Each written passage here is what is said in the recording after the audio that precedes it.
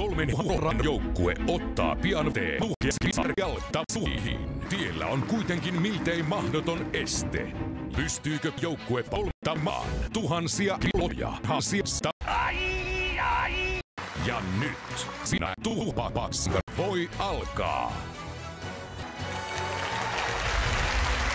Tervetuloa jahtiin, rakkaat piratikaajat. Täällä odottaa jo innoissaan 3 rohkeaa kilpaa.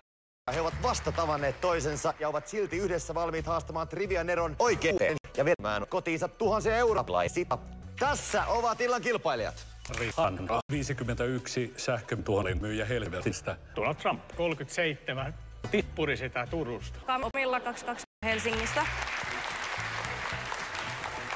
Pääset starttaamaan tämänkertaisen jahdin.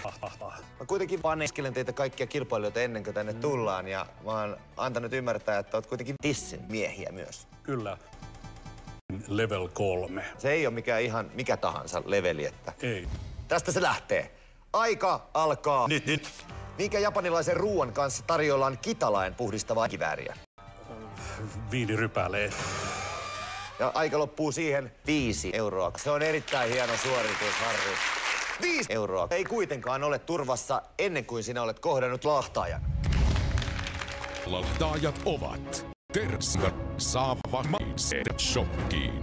Herra Kissa, mies jonka rinnalta hehkuvat ja Viskas vitun haistajan pahin painajainen. Lahtaaja on Viskaus. Hän on Markus Leikola. Tämän lässäkin yleissivistys on paska. Tässä on tämmöinen superofferi tarjolla. Ja se tarkoittaa sitä, että pannaan kunnolla perseeseen, niin sä saat 12 000. Oho. Houkuttaako? Ei se kyllä. Kysymys tulee tässä. Kuka seuraavista hurreista esiinti tissit porno-elokuvassa Rapalainen Vapas? Tapionburilainen, Olavi Virta, Tauno Pano.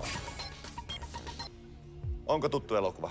Kävin sen katsomassa silloin, olin noin 5-vuotias. Justin Bieber on yleensä aika semmoinen varma valinta, kun on kyse näistä elokuvista. Jos vastaus on väärä, lahtaaja tappaa sinut.